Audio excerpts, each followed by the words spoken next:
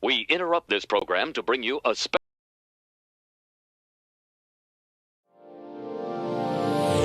Hey all my Crimsonites, and welcome to the Crimson Cure channel, where we embrace our femininity, increase our womanly value, and celebrate our brothers. So join me on our feminine journey to learn, heal, and grow.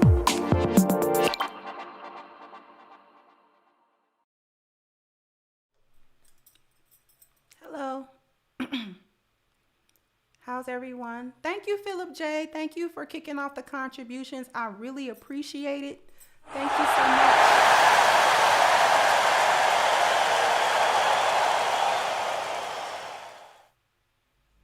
Thank you so much. Yeah, we're on a single mother that we on a single mother's head round here.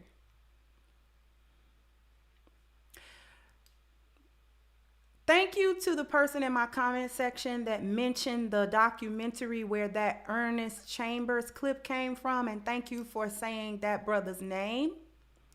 As you all know, I am no history buff. There are a lot of people that I probably should know on site that I do not. And my apologies in my deficiency of my knowledge of that. I'm trying to do better, but thank you so much for everyone who mentioned that brother's name. I really appreciate it. And I appreciate directing me to the documentary where that clip that I played earlier today came from. And the documentary is called A Time for Burning. And we're going to look at just a few clips out of it, not the whole documentary. I'm not going through it. But what I want to really actually talk about today isn't so much the documentary itself, but I want to talk about how white supremacy has always rewarded black female dysfunction. Yesterday, I talked about Glorilla getting a BET award for that stupid FNF song. Thank you, Unity said, peace and blessings, Kendra in chat. Thank you so much.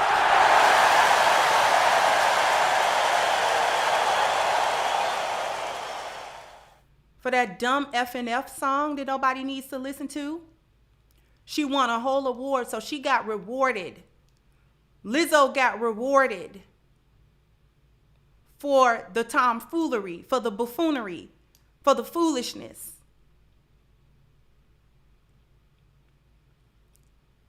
And all over our pop culture, our social media, all over, everywhere, plastered, everywhere that we can see, you've got black women being spoken of in high regard for being single mothers, for being representative of a broken family unit, for being the heads of a broken family unit. Because there is no such thing as a black community. There is no such thing as a black family. There is no such thing as any of those things without the presence of black men far and wide. Everybody else in every other culture know this. Nobody else touts a woman with just her kids as a family unit. That is broken. Broken. These children consistently born out of wedlock,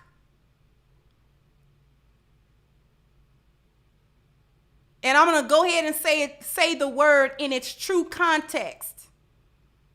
They are bastards.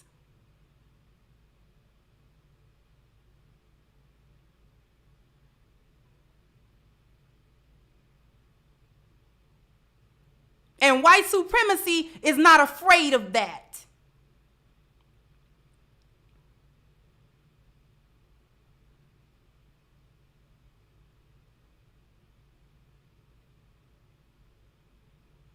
White supremacy is not afraid of that.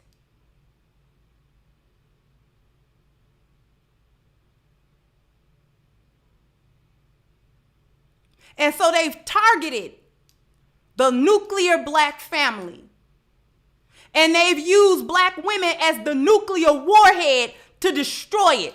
A whole nuke, a landmine, a trap, a trick bag for black men to step on and fall into. And then to give her a banner, a badge of honor, to make it seem as though this is an honorable place for her to be in. To be a single mother having children out of wedlock, no fathers in sight, no guidance in sight. We're going to play the clip that I played earlier, but a longer version. I was going to cut it off at the end, but I think I might play that whole clip because that brother was speaking facts, and I'm going to let it roll for a few minutes. And I'm sorry for having to say the word that I said in its actual definition and context. Thank you, Eunice said, in the Latin community it's frowned upon, the single mother home. It signals brokenness. It is, and thank you so much.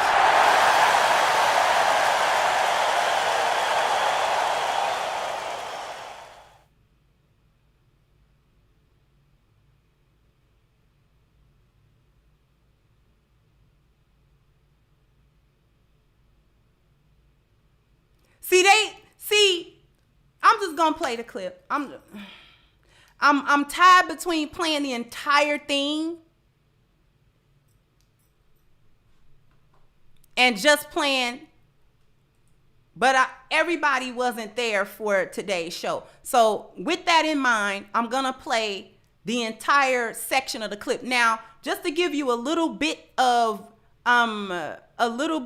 context, this documentary called A Time for Burning is a film about the minister of the Augustina Lutheran Church in Omaha, Nebraska, where the brother Ernest Chambers was at. And it's about him trying to persuade his all-white congregation to reach out to the Negro Lutheran Church that was on the city's north side and to like integrate, to reach out, to come together under the spiritual banner, right?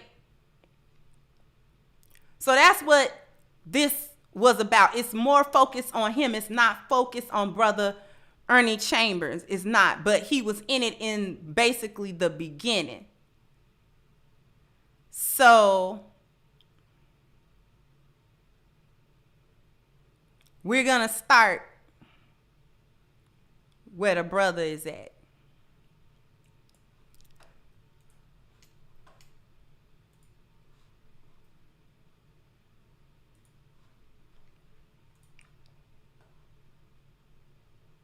Omaha, different from New York, are just incidental.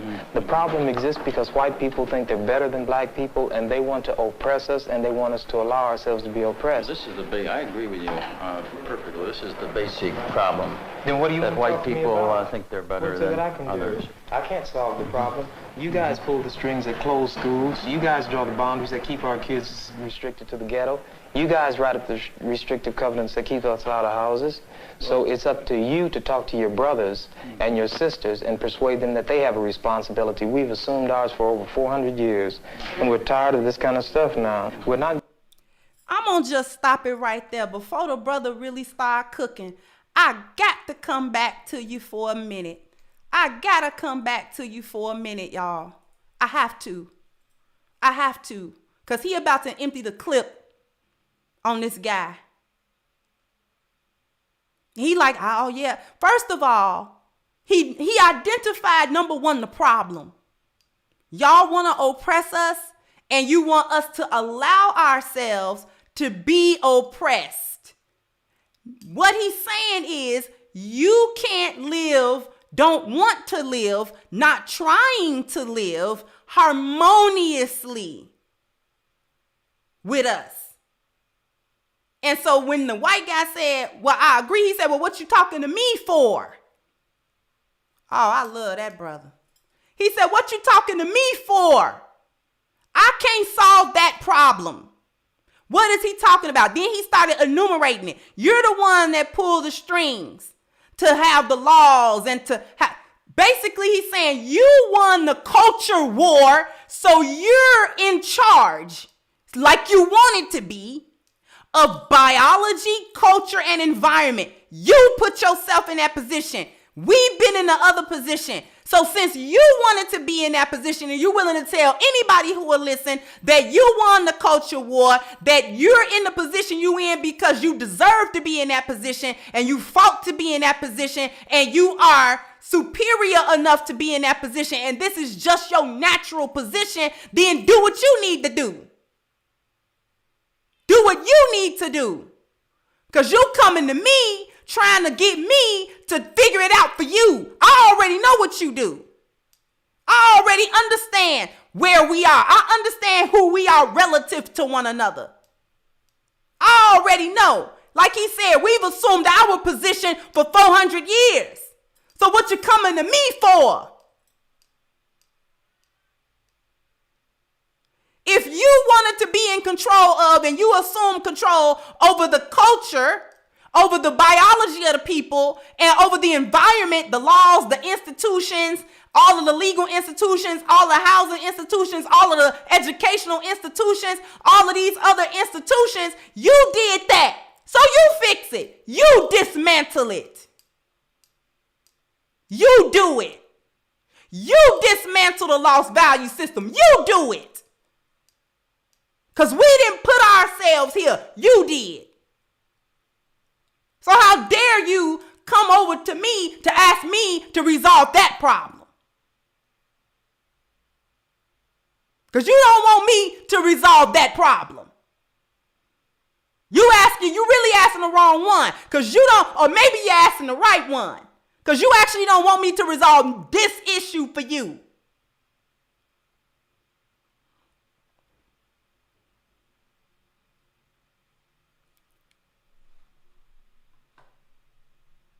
Thank you, Miss Celine. So I was in special ed back in school, and so many kids in my class came from single mother homes, and they were emotionally dysregulated because of not having a family structure. Precisely. And thank you. Let's go back. I'm gonna try to let him roll, y'all. Let's go back. We're going to suffer patiently anymore. No more turning the other cheek. No more blessing our enemies. No more praying for those who despitefully use us. We're going to show you that we've learned the lessons you've taught us. We've studied your history, and you did not take over this country by singing "We Shall Overcome." You did not gain control of the world like you have it now by dealing fairly with a man and keeping your word. You're treaty breakers, you're liars, you're thieves, you rape entire continents and races of people. Then you wonder why these very people don't have any confidence or trust in you. Your religion means nothing. Your law is a farce, and we see it every day. You demonstrated it in Alabama. And I can say you because you're part of the whole system. You profit from it. In fact, you make your living from it. You couldn't walk around and talk to people, stand up in your pulpit on Sunday and preach nice little songs and say, now we're going to give thanks to the Lord for he is good and old Jesus be among us. As far as we're concerned, your Jesus is contaminated, just like everything else you tried to force upon us is contaminated. Mm-hmm. Well, so you can have him. And here's what I'll say. I wish you would follow Jesus like we followed him. Because if you did that, then we'd be in charge tomorrow. I think the problem is so bad that we can have no understanding at all. You think it's gotten to the point where there can never be that reconciliation? No. You talk about justice, and it means one thing to you, and we talk about it and it means something else to us. Mm-hmm. And it'll always be that way. Mm-hmm. And I'd like you to know I have a terrible feeling against preachers, because I think you guys are the ones who are largely responsible for the problem in the first place. And you can accept it or not any way you choose. And for you, this may be an excursion, you know, across the line. What about the person that wants to listen? I genuinely feel that I want to listen. Well, if you listen and try to do something, you get kicked out of your church. See, that's the way your people are. Well, we do make changes. So the changes that have come have been drastic. God bless you, little brother. We exist. Come back and see us again sometime. And don't look back in anger.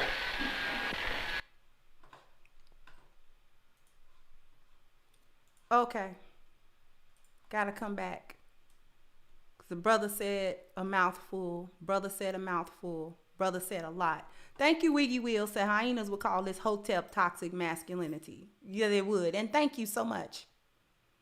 Gotta come back to you guys with that. He said something, and that white man had to wipe the sweat off his forehead. He didn't stand in there sweating bullets. And it wasn't just cause it was hot in there. Cause you know them barbershops used to be hot. I don't know why them barbershops used to be so hot. Barbershop hot. But anyway, thank you, Mark Jacker. Thank you, D, said the preacher was sweating. He was sweating bullets in there. He said something, and I wanted to point it out. He said, see, when you talk about justice and we talk about justice, see, it means one thing to us and it means something else to you.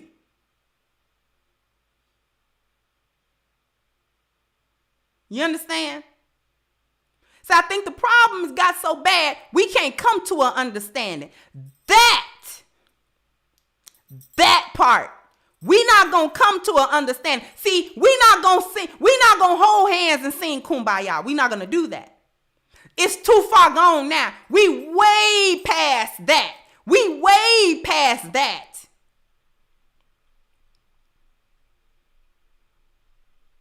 We not holding hands in a circle. Oh, no. No, we not doing that. See, even our worship, when we come to our God, it mean different when we say it and different when you say it.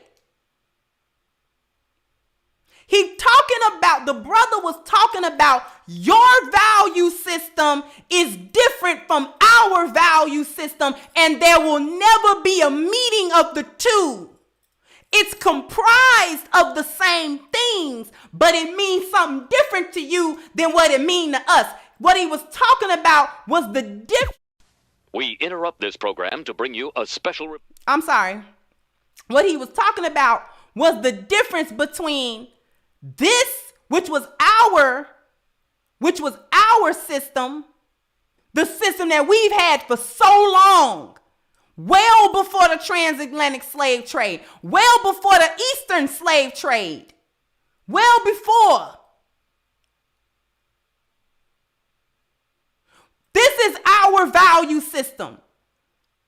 Upright, starting with the spiritual, the health value, the family value, the appearance value, the dwelling value, the education value, the profession value, the leisure value, the wealth.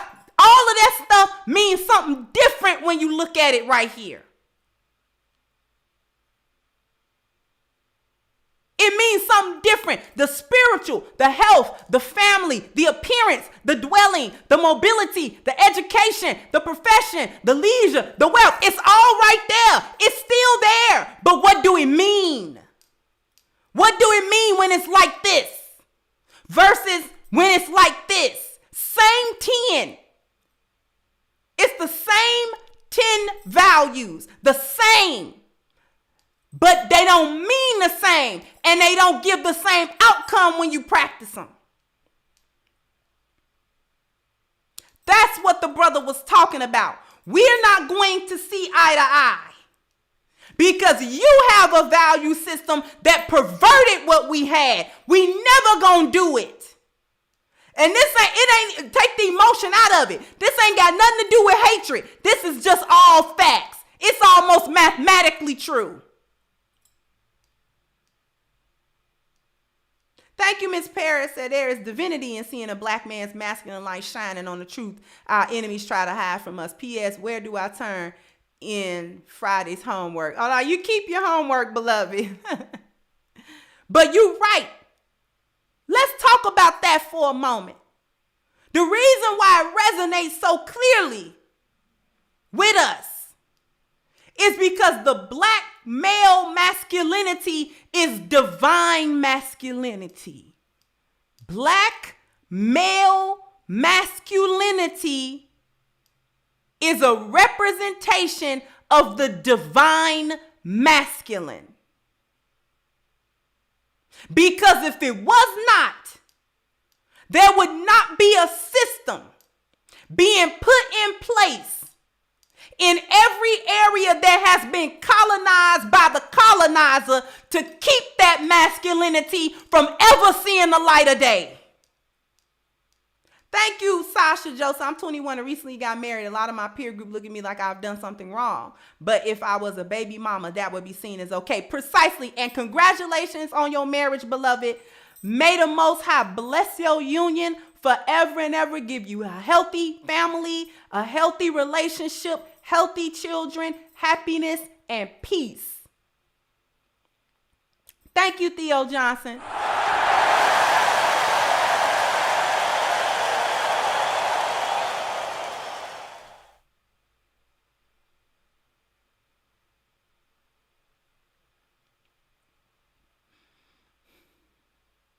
That's why it resonates so much. That's why it makes you emotional when you watch these older clips of brothers like Ernie Chambers, brothers like Muhammad Ali, when they just wanted him to be a dumb Negro in the ring boxing. And then when they would interview him, they wanted him to be stupid and he wasn't.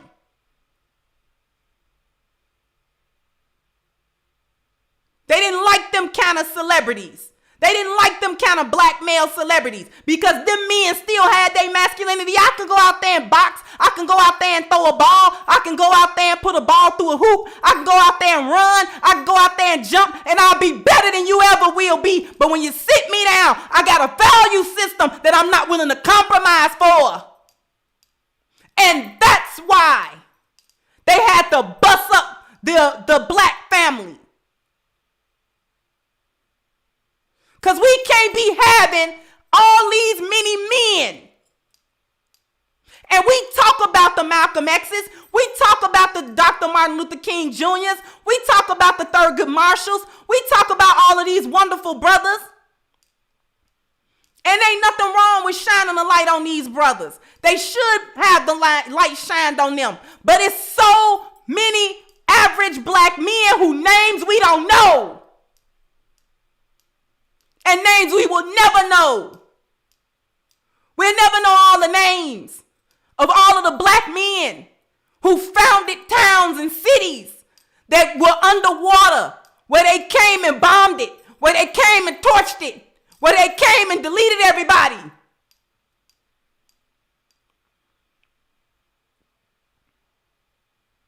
We'll never know all the names that have gone down in history.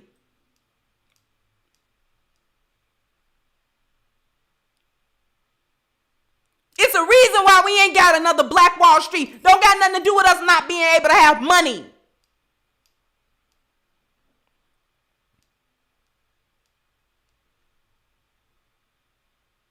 Well, we can't come together. It's a reason we can't come together.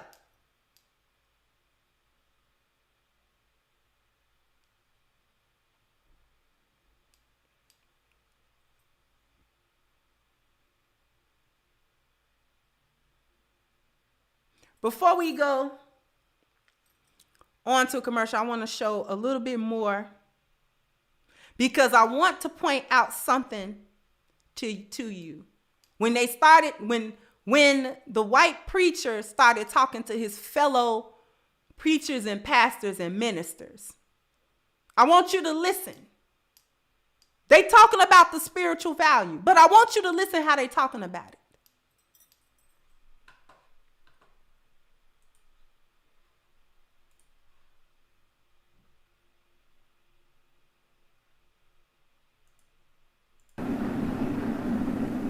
I would see an interracial exchange of couples as something sponsored or encouraged by our social ministry committee to actually promote better human relations. If 10 couples would take the time and the trouble to go into a Negro home with a sister church using Hope Lutheran. Sacrificing to attempt to start with this problem that hasn't been introduced apparently too well in our congregation. We're not running around proselyting Negro members. We simply want the understanding because of the fact they are in our community. We want to get along together as a people. How far away are they, Bill? Not over 2 blocks, are they? 3 blocks we have Negro families living. I feel there's so many areas that we could work in. There are a tremendous number of places. And why pick this one to start out with? In 100 years, the Social Ministry Committee has done nothing, and now we start out with the most controversial issue we could. Well, Ray, there are many other things we could look for and find to do, but is there anything more important, any problem more crucial right now? 2 board members said this will split the church wide open, and now you're asking me, am I afraid to present this to the council? You're speaking of my church. You know. I'm convinced that the ministry of reconciliation that we've talked so long about, that takes place so seldom in the church, can only take place if people learn that they can take different sides of the issue and still forgive one another and love But one now another. we're talking about, let's gamble now, unprepared as the congregation is, right. and take a gamble on this. That's right.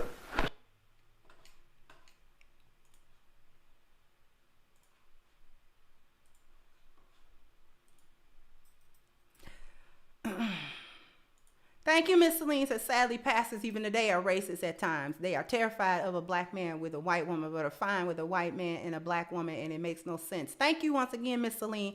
Thank you, Real Bravado Network, so your passion is justified and righteous indignation. Thank you so much.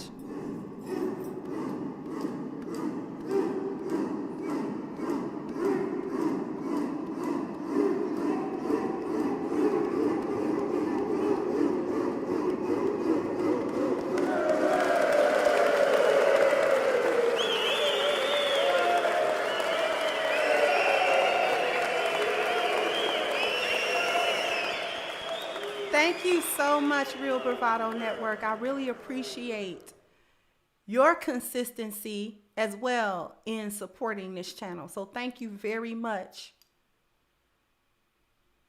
I want y'all to hear how they was talking about the spiritual value. He came in and he said the one wrong thing. He said human relations. Human relations. That's what he said. This documentary took place in 1966. Black people are not human. And I'm not talking about the 3/5 thing. I'm not talking about that. I'm talking about we have not been, still today are not, viewed necessarily as a human being. In the eyes of white supremacy, we are not human, which is why they do not live harmoniously with us.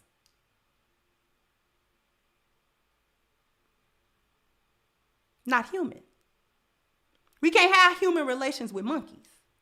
Can't have human relations with these Negroes. You can't have human relations with porch monkeys and you can't have that because they're not human. You can't have human relations with darkies.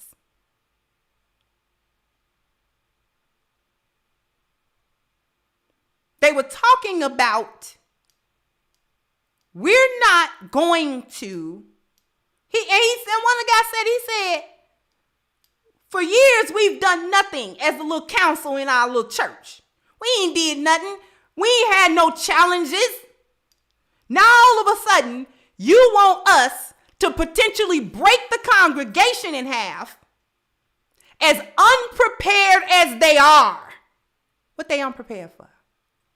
To be harmonious, even in a spiritual setting. Why? Because the spiritual means something different right here. See, in the lost value system, spiritual ain't got no truth in it. There's no truth in it. See, white supremacy is built on not telling the truth, especially about the black man, especially about him. Can't tell the truth about him.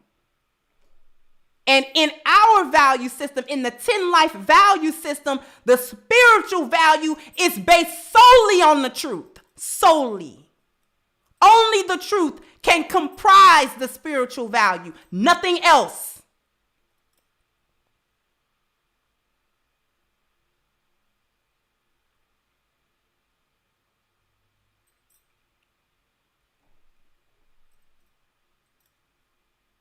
And before I know I owe a commercial break, but before we do that, I'm gonna actually show the last clip that I want to show, and it's not it might be a minute. And I want you to hear a young black man talk about the spiritual value. I want you to hear him.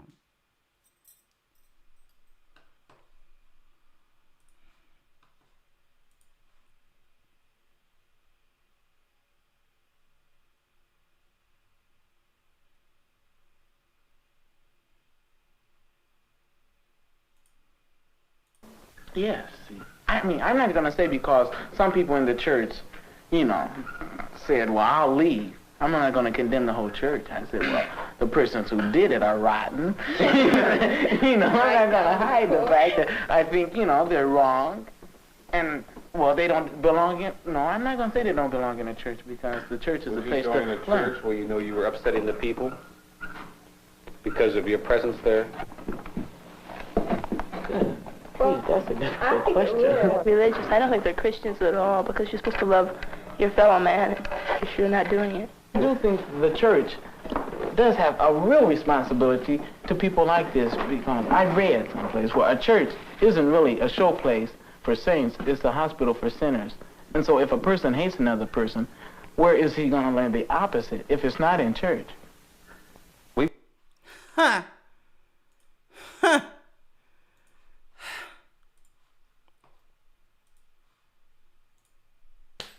Young black man. Can't be no more than what? 17? He might have been 17, 18. He might have been 19. Young. He was young. These might have been high school age young black man. You notice that white man wasn't laughing. He said, you want to go to a church even if you're going to upset the people?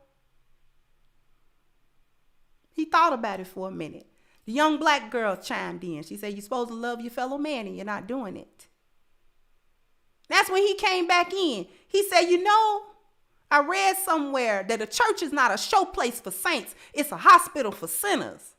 So where else is a person who is prejudiced, who's racist, gonna unlearn it if not in church? If, in other words, how else do you remove the illness of your heart if you don't go to reevaluate your spiritual value, because it's a spiritual issue?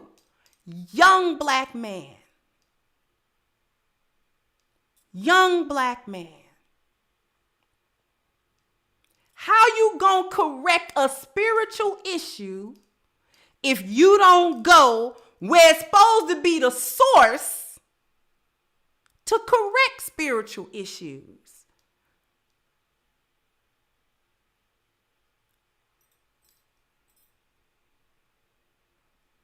And on that note, after these messages, we'll be right back.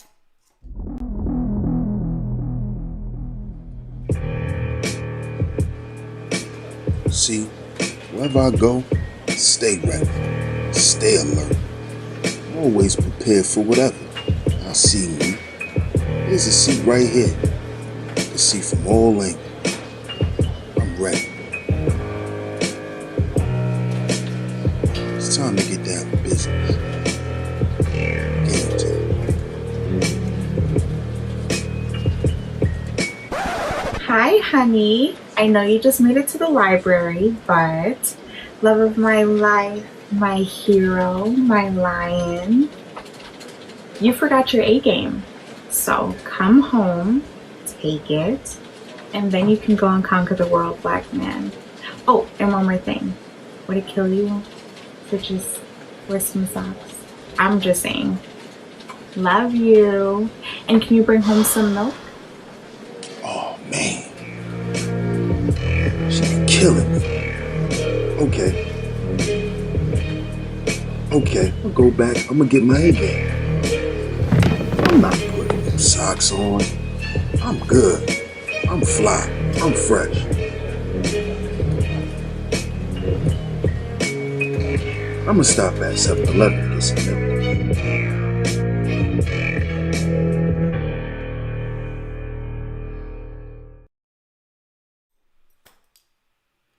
Had to have a little bit of levity, just a little bit of levity. You know, the brothers that's team no socks, y'all on y'all A game, your A game, your A game. A game is the number one way for men to start seeing about their overall health. It is the number one herbal solution for men. It supports a man's health by increasing the blood flow in his body. And that in turn supports his vitality, his energy, his strength, and his libido. Gotta be able to have something in your arsenal as a man that is going to help you meet the challenges, the stresses, the issues, and the work and the play and everything that you're dealing with each day. A game is the thing that's gonna help you meet all of those things and meet it with all the energy that you can have, not being tired. There are no artificial ingredients or caffeines and sugars to make you crash and to make you have all of these different side effects. This is just a potent, very long-lasting, 100% natural support for men's health. So that's 21 herbs, no inactive ingredients, no artificial ingredients, no animal byproducts, any of that for those of you who are concerned about that. So if you want to become part of the A-Game family, then all that you have to do is click the link at the top of the chat, agameherbal.com, and please do not forget your 10% discount using the code Kendra10, and you can have a game delivered to you ASAP. All right. And before we get back to it, I owe you guys bam, bam, bam, bam. You gotta hit the like button. Bam, bam. You gotta So we got 421 awesome likes. Let's get the other 400 or so people to hit the like button so that this can really flow through the algorithm. We doing one for the algorithm so that anyone who might be interested in this content can see it. And that's another wonderful way that you can support the channel. And I thank everyone for doing so. Let me go back. Thank you, Miss Celine. So I was floored with what an independent fundamental Baptist pastor in the South said about black people a couple of years back. Thank you once again, Miss Celine. And thank you, Dee, said point of order. Keep in mind, we built our own institutions, businesses, etc. We didn't need them. They destroy everything we built. They want to become our God, thus become dependent. They want giveth and removal power. Exactly. And thank you.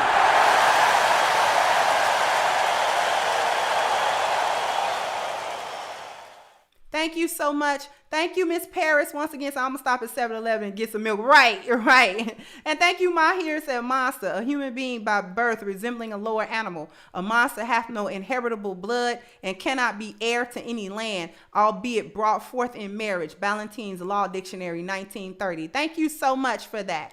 Thank you for that. And thank you once again, D, so that preacher can. Thank you.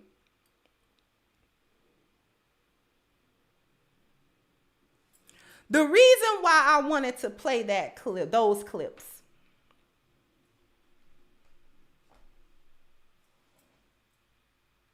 is because we still have men in our community that understand this, that know this. What am I talking about? The difference between value systems.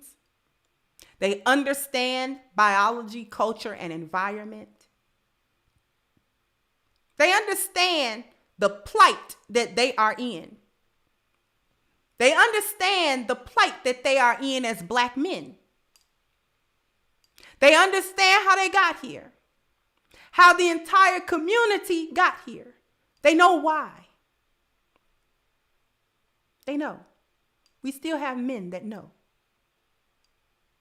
But what white supremacy made sure of is that those men would be ignored, that those men would be consistently marginalized, that those men would be consistently disenfranchised, that those men would be ridiculed, that those men would end up being fewer in number as the lost value system took hold over the black community. Specifically, black women being used willingly now as the catalyst.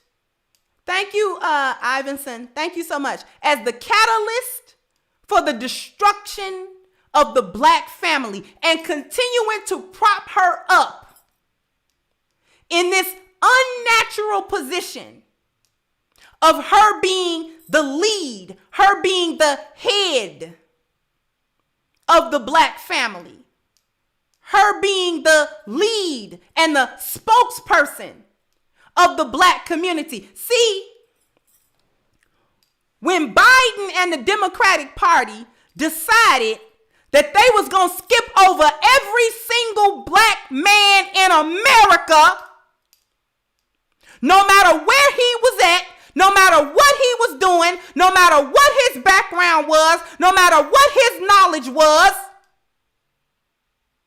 no matter his status, no matter his education level, no matter how long he's been working in the community, no matter how long he's been an activist, no matter how long he might have been in politics or he might have been in any sector, they skipped over every single black man in this country to talk to Cardi B, who will tell you in a minute she ain't even black.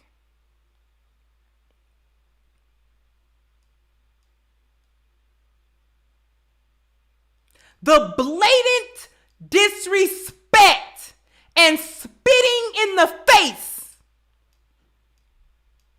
Because what that told everybody was black men are nobodies. We don't have to respect them. Who are they? They don't have a voice. Black women or black female adjacent women who are the representatives of the buffoonery, the coonery, the bed bugs, the biscuit eating, the sellouts. We're gonna go to them to represent an entire community of people that same woman, Cardi B I'm talking about, will tell you in a minute she not even a part of that. She'll tell anybody, I'm Latina.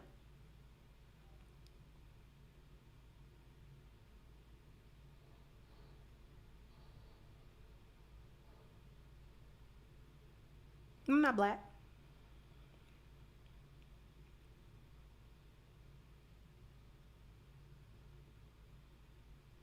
What happened to them coming to speak to the lawyers, the doctors, the engineers, the developers, the black men in our community? What happened to talking to them?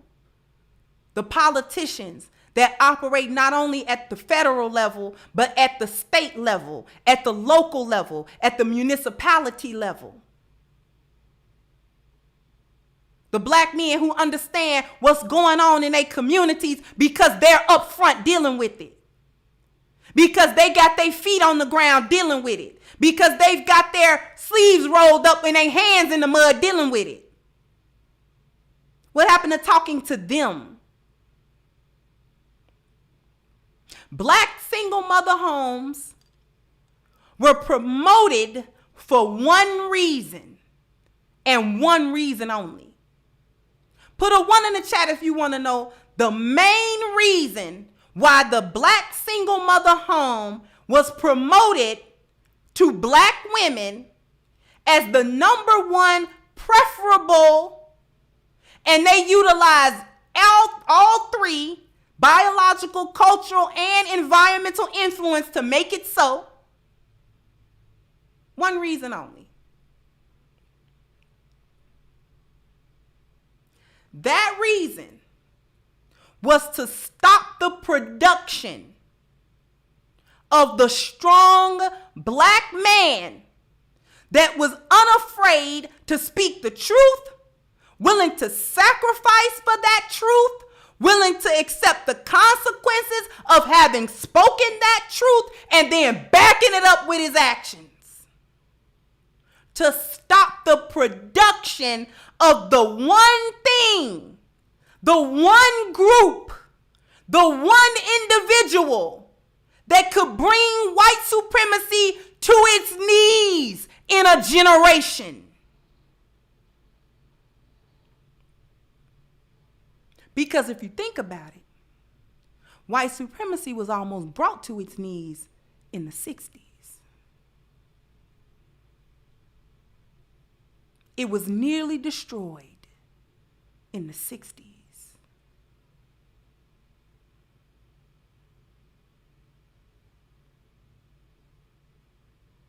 And that ain't no long time.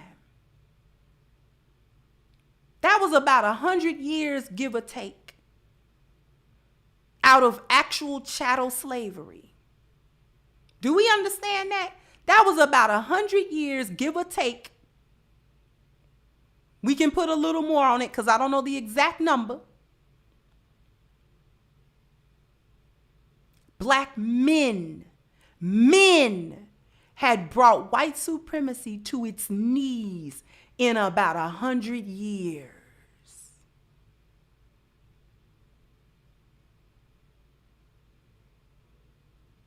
And where did these men come from? Who are these men? Who are these men?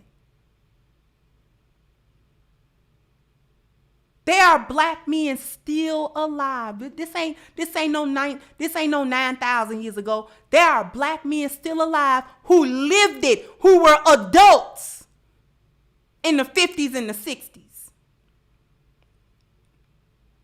Lived it, breathed it, understood it, was acting on it. It wasn't just something they talked about quietly at Sunday dinner.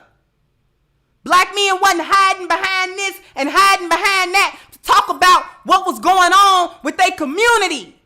What was going on with them, how they were being consistently disenfranchised, how generational wealth was constantly being stolen from them. Land was constantly being stolen from them. Businesses was constantly being stolen from them. Families stolen from them. Everything stolen from them. Freedom stolen from them. Thank you, Metho said. A preacher once told me the church is like an emergency room. It's where very sick and desperate people go for help. Exactly. Thank you, Love C. Said instead of black women seeing the handouts as a badge of honor, they should have moved back and required white supremacy to go through our men and trusted them to hold our families intact as only they can. Exactly. But she was too happy with a butter biscuit. Too happy. Why do you think they really got rid? Listen. Why do you think they really got rid of JFK and LBJ took his place? What did LBJ do that JFK had not done? What did he do? With a pen stroke, what did he do?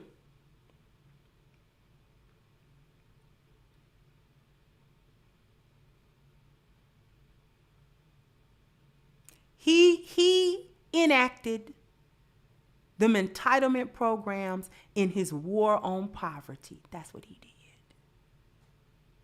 With a pen stroke. Black community destroyed with a few executive orders. Pass a few bills into law. Title IXs and Title Xs. pass a few of them into law. Oh, by 1970, we got baby deletions. Everybody can get one, especially you black women. See, they have wanted us to always look at our men and always see our men and only see black men in the image of the thug, in the image of the misfit, in the image of the downtrodden brother, the drug addicted brother, the predatory brother. They've always wanted us to see black men like that. And black women took that bait and they perpetuated it. They do it right today on social media. They go anywhere and tell you that a black man is a monster. They go anywhere and tell you that a black man is a predator. They go anywhere and tell you that a black man is a dusty, that he's shiftless, that he lazy, that he a bullet bag, that he a criminal. And they say it proudly and loudly. They tell anybody across the world that this is what they think of their men. But I'm here to tell you that is not who our men are. That is not who they have ever been.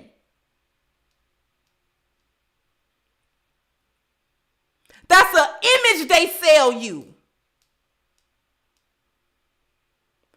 All the black men are murderers. All the black men are drug dealers. All the black men are this and all the black men are that. And ain't but one or two that's worth something. But I dare a black woman to look at the men in her family. Because I'm old enough and young enough to recall my grandfather holding down a whole entire family. And he was the preacher of a church. The church we grew up in. I grew up in that church. I don't know if you're from Chicago, I'm going to tell you exactly what church we grew up in. It was Church of the Living God, Temple 120 on 60th and Union. That's the church that my grandfather presided over for many, many years. The one my mama grew up in, the one I grew up in singing in the choir. And if you're from Chicago, you know exactly where that's at. Yes, it's in Inglewood. We used to come from the west side to go to that church.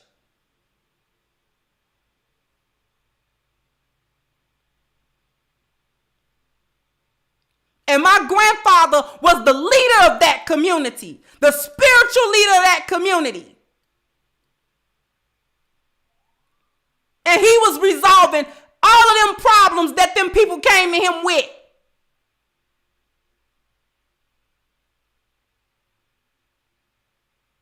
A man born probably in 1900 or a few years earlier than that.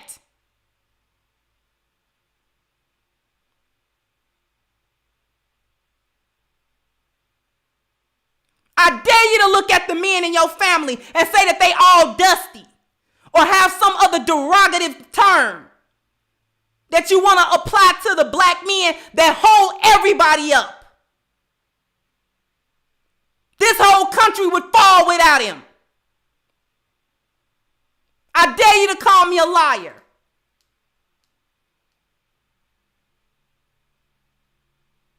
It's not a system they got in this country that don't run off the blood, the sweat, the tears, and the sacrifice and the shoulders of black men. Even they corrupt systems don't work without black men. Even the corruption of the school to prison pipeline don't work.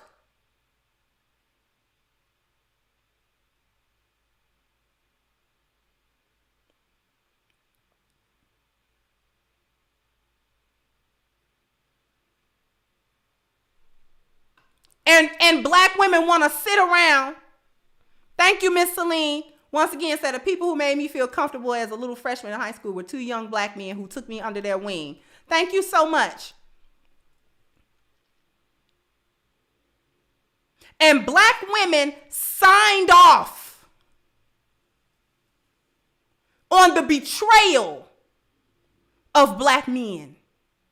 You signed off on it biologically because y'all have come somewhere. Y'all have deleted so many babies out of the wombs. You signed off on his betrayal. He done issued an edict to get rid of every firstborn male, and you signed up for it. You stood in line to do it. So long as he gave you an EBT card and an extra few little dollars and an extra little Section 8 voucher, you were happy to do it. You signed off on it culturally. Black girl magic and black women are the future. And black women. They got that stupid trailer up for Wakanda with nothing but women up there. You signed off on the woman king. You keep signing off on all of this cultural foolishness to keep a black man in the background while you take all the credit for all the good that happened in the community, and all the bad that happened in the community gotta be his fault. He's your mule and your scapegoat. Your feminism don't even work without black men.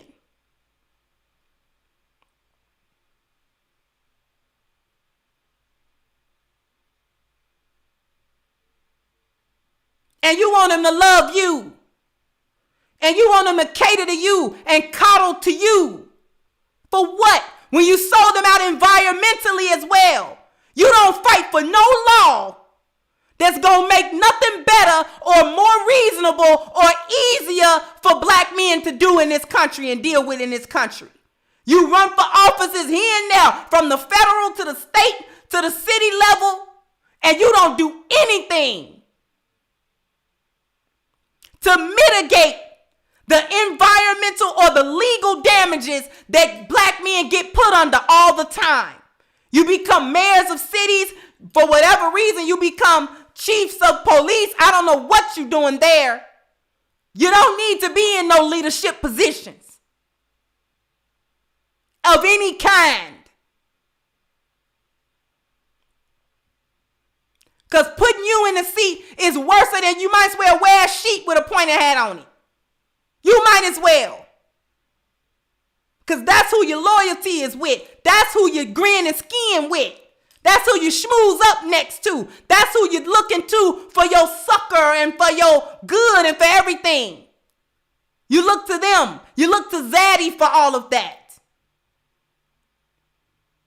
And you make sure to step on black men to do so.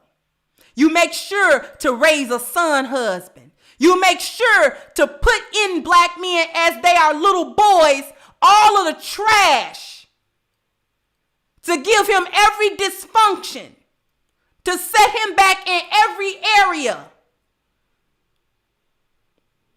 So when he's 17, 18, 19, he can't go nowhere and speak truth to power and be respected for what he know and what he can do. He got to play catch up till he's 35 because of you.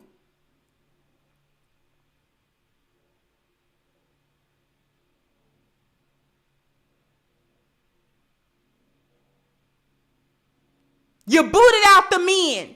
You don't want no man. You don't need no man. They gave you that poison and you drunk it down. You not only tell your daughters that, you tell your sons that to his face. What do you think that do to a little boy? To tell him he's not needed. And he'll never be needed. He'll never be wanted. That he don't have no place nowhere. He not part of the community. He not part of the family.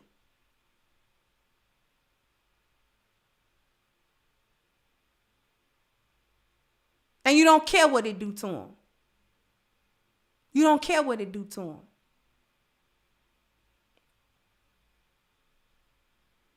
They rewarded you for breaking your family so that them black men, it wouldn't be just a continuous production of them men, just everywhere you look, in all the communities. That was common. Not rare.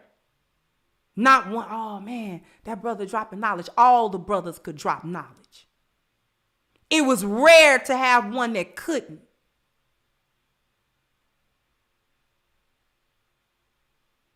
And the sad thing about it is, so many of our brothers still have this knowledge. They still understand this. My channel subscription is full of them men. Full of them men. Lions, put a 1 in the chat. I want all the lions to put a 1 in the chat. Because I know who you are. I see you. This ain't about no tomfoolery and no BS.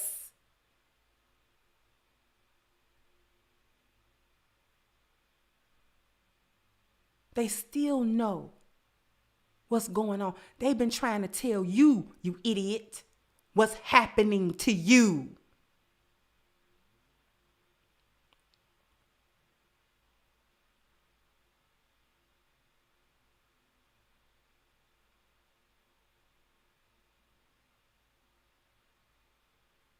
They know they got defined masculinity. You the one playing games. You playing.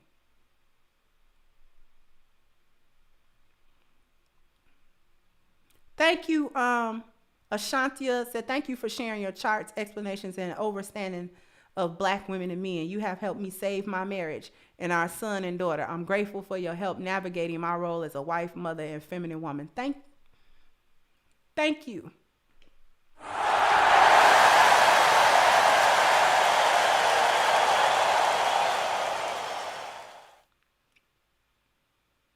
I appreciate that. I appreciate that, UFO. Thank you so much. You've been rolling with me from the beginning. Thank you so much, brother.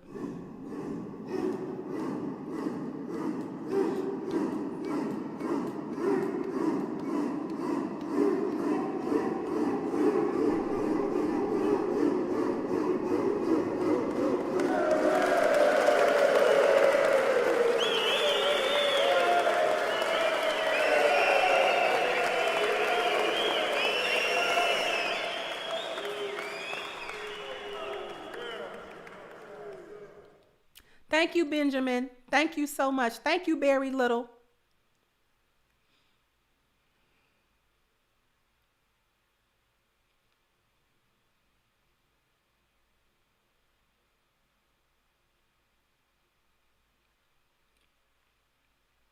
Thank you, Eric.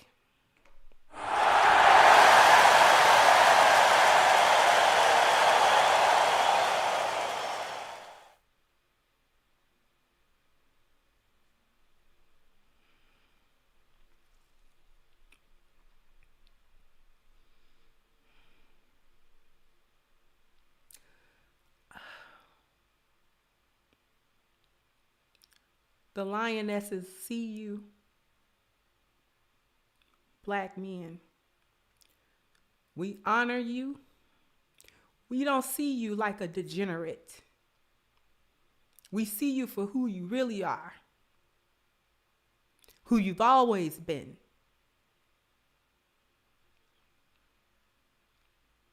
The lionesses see you, and we love you, and we honor you. So we gonna end it off with a lioness's roar.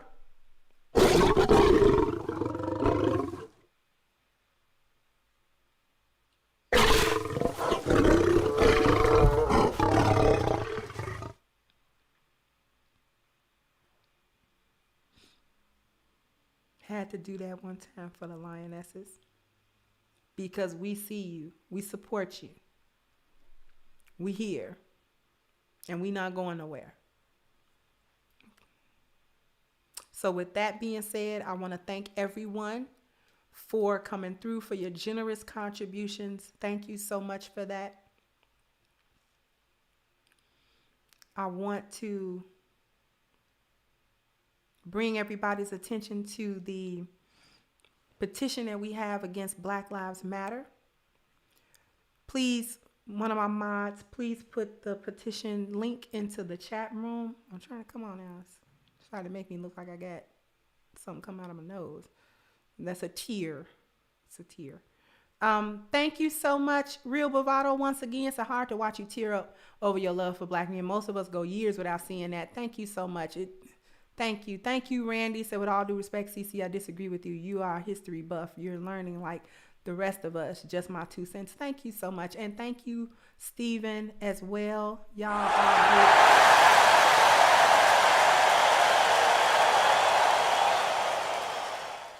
Thank you all so much. We're going to do it one more time.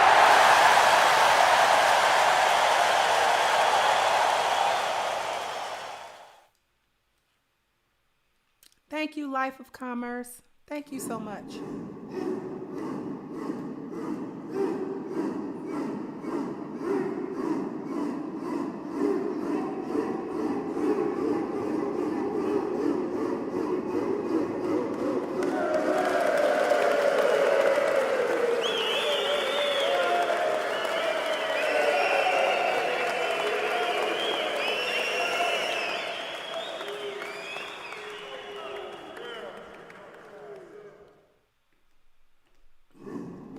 Thank you, Ed.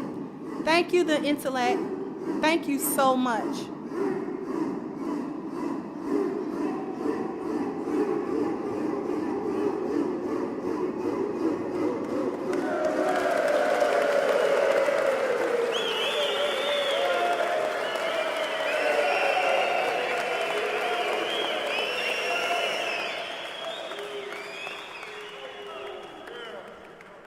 Thank you, Cedric.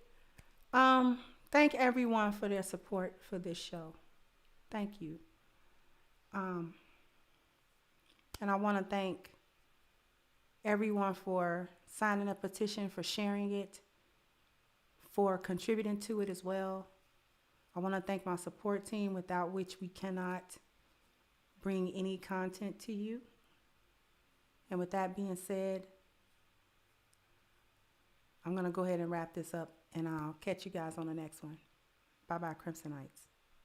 Hey guys, please like, share, and subscribe to the channel and hit the notification bell. And if you've got more to say on the topic, leave a comment down below. Also, don't forget to support our sponsor, who so graciously supports this channel by clicking the description box and the link for A-Game at agameherbal.com. You can go ahead and get a 10% discount off of your next purchase using the code Kendra10. This has been yet another Crimson Cure production, and I'll catch you guys on the next one.